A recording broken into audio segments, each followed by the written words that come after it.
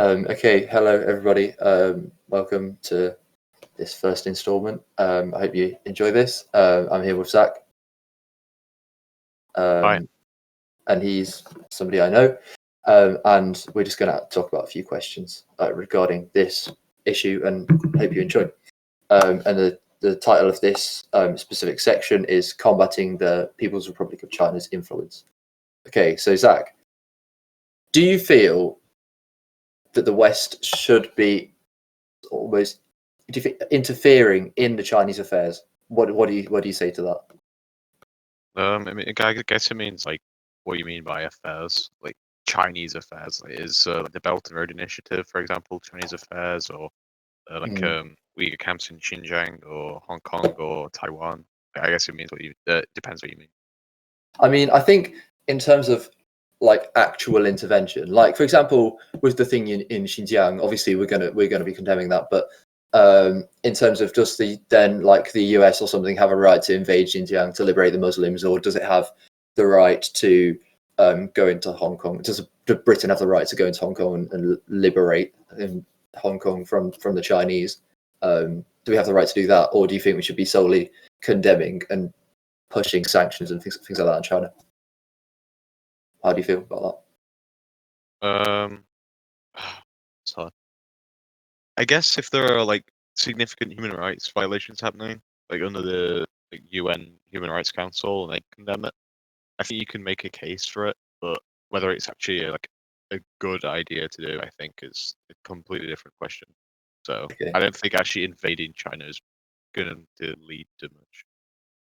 Okay, lead to any good. So I see what you mean, because I suppose then if we go as if, for example, if we were British and we invaded China to push out in our, like, especially if we're talking about like mainland China, where it's, yes, human rights abuses are being committed, but like not in the sense that they are in Xinjiang, but like we're talking about like the Beijing area. If the Britain and that just decided to invade and force democracy onto people, it's sort of, I feel like with that could harm potential actual democracy developments in China, and it's not really.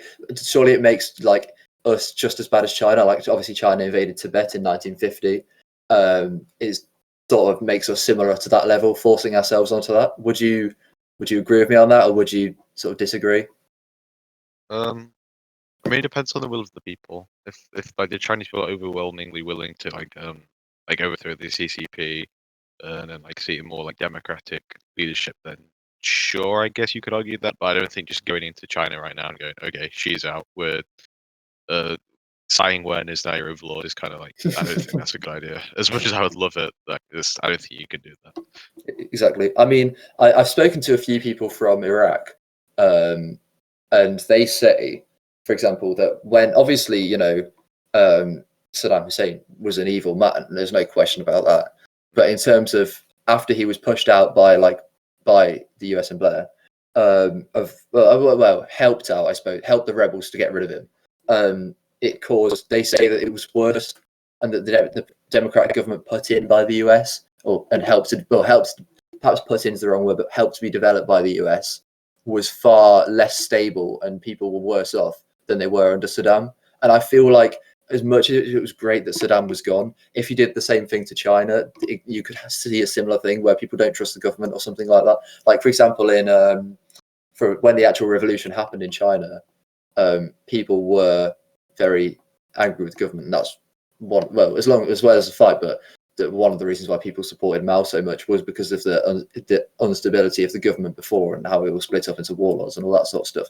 And I mean, there's a chance that you could see that happening, because it's going to go either way. If the US went in, if we as the US and Britain went in, invaded China and booted out the CCP, it could go into and then we helped them to set up a government. It could go three ways. It could go very well.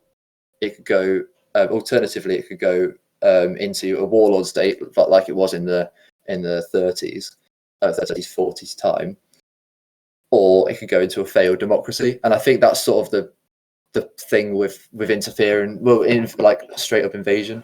Do you know what I mean? Sure, yeah. like with Iraq, I don't like using like anecdotes from people because you can kind of use that to justify like pretty much any belief. So I'd have to see like some actual like polling on that, but you're probably not going to get that in Iraq. Like under Saddam especially. Mhm.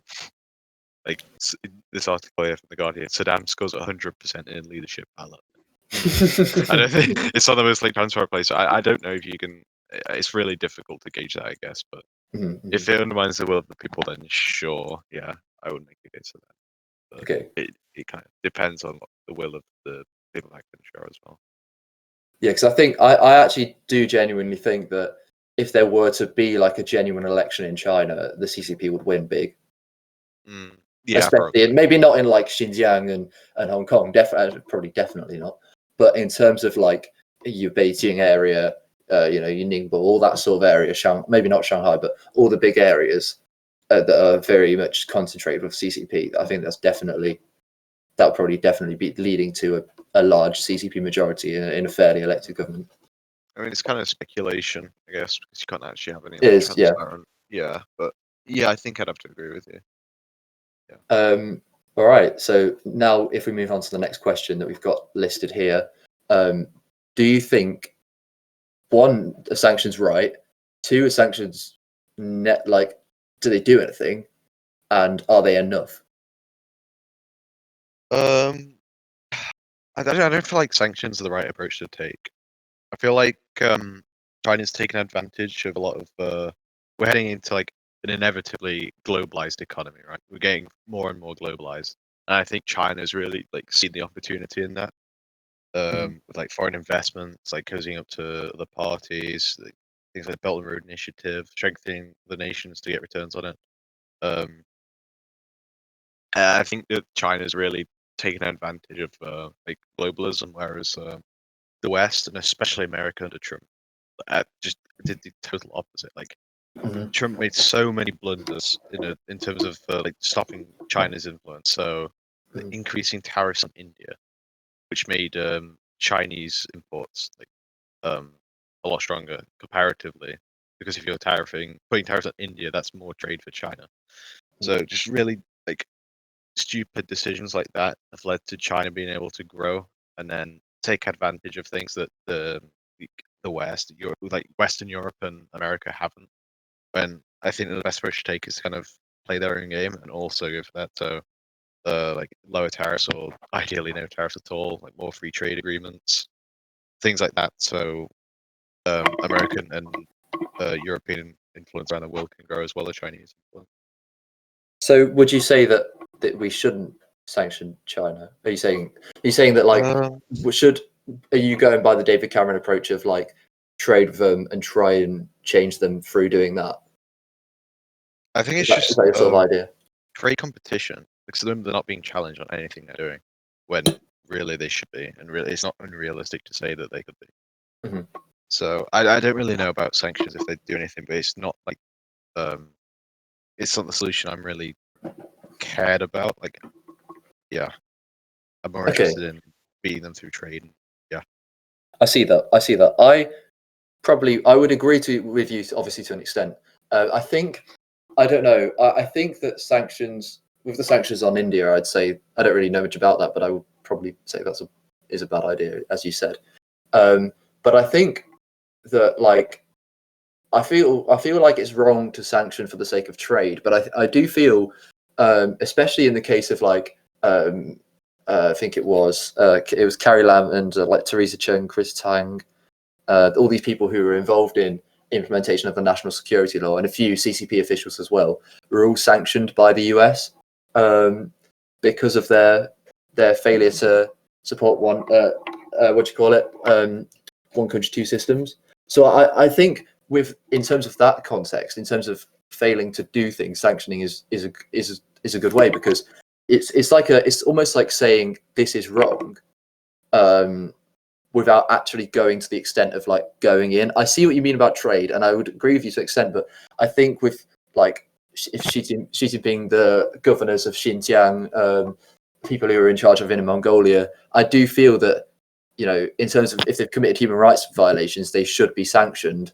and things like that. And I feel like it's a good way to send a message to China, especially. I know obviously with Belt and Road, a lot's been brought up by China, especially like Sri Lanka and stuff. But in terms of general sort of democratic alliance, if they all sanctioned certain individuals, you're not sanctioning the whole country, so you can still have trade, but you're sanctioning people who are responsible for certain things. I don't know how you feel about that. Sure, I guess it just come down to like the end result at the end of the day. Like, I'm not really bothered about like sending a message per se. I care more about like what impact is this going to have. Is this actually going to curb influence, or they're going to have a measurable effect rather than kind of sending a message? Yeah, but I can see why you'd say that. Yeah. I think that's sort of a agree to disagree on that one. Okay, so the final point that I wanted to ask was, now looking at the violation of, obviously a violation of basic law in the signed British Joint Declaration of 1984, does the UK have a claim to Hong Kong now? I mean, they've failed. The argument is that that people suggest is they've failed the Hong Kongers. They've the legislation has been, the Legislative Council is sacked off basically, and now Beijing's in control. And there's no one country, two systems, and it's not 2047. So the claim is that you failed, so you have to revert back to us. But then on the other side is that obviously Hong Kong has been Chinese land for a lot longer than it was British previously, and it's been it is an integral part of China. In that sense, is the alternative argument. Do you think that because of the violation of the treaty, that we have a claim to that we as the UK have a claim to Hong Kong? And if we do or don't, well, why do you think that? I mean, I'd have to do a lot more reading, because I've done very little reading on Hong Kong. But as far as I know, like the agreement, I forget what the agreement was called. I've done like zero reading. Yeah, that's out. I've done zero reading on this one. I sound like an idiot. But from what I know, that set some kind of agreements which China has broken, I think. That you said? Yeah. Right. So if that's true, I don't know if that gives Britain a right to Hong Kong. That's a really difficult question. I'd have to read more. I'm assuming you know a lot more about this than me. So. I have my opinion. I don't think it gives us a claim, to be honest. I think it could question the Chinese claim on it, perhaps, but I don't think it gives us a claim, because the reality is we went in there, back in when was the Opium Wars? About 1600, was it? No, 1800. The second one wasn't it? Well, we went in there and we forced our trade onto China, and then they refused, and then we took Hong Kong off the map after we beat them in a war. Obviously, first we got Hong Kong Island, and then we got the new territories as well. As I actually think we had Shanghai as well for a little bit, but that didn't last very long. But for the sake of we had Hong Kong for ages after that. So we effectively stole that land, because the war was completely unnecessary. We just forced trade on them. So that, I think that I don't think we have a claim to anything. I don't think any place that we have colonized we have a claim to, unless they want us there. Like, for example, Gibraltar and the Falkland Islands. That's an exception. But in terms of when we were conquering Africa and things like that, and places that we had taken over in sort of imperialist colonial times, we don't have a claim to any of that. Just as we don't have a claim to Hong Kong. But I'd say with China, they do have a claim to Hong Kong, but they violated the very treaty that they got Hong Kong off. So I think that their sort of loyalty to Hong Kong has been questioned very much, especially with violation of the treaty. How can they be trusted to run Hong Kong if they can't even wait till 2047?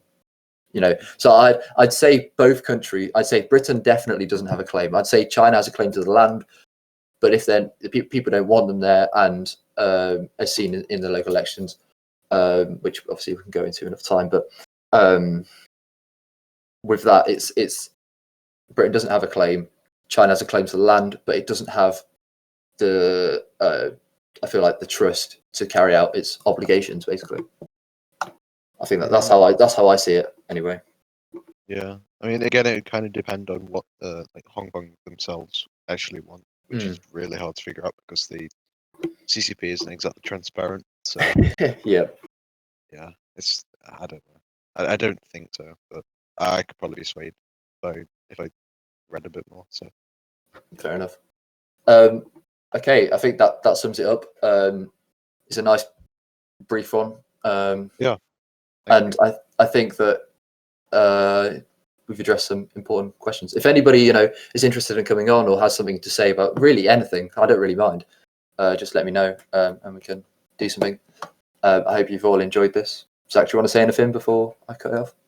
I don't think so. Thanks for having me, I guess. No problem. Anytime. So thank you to everyone, and see you next time.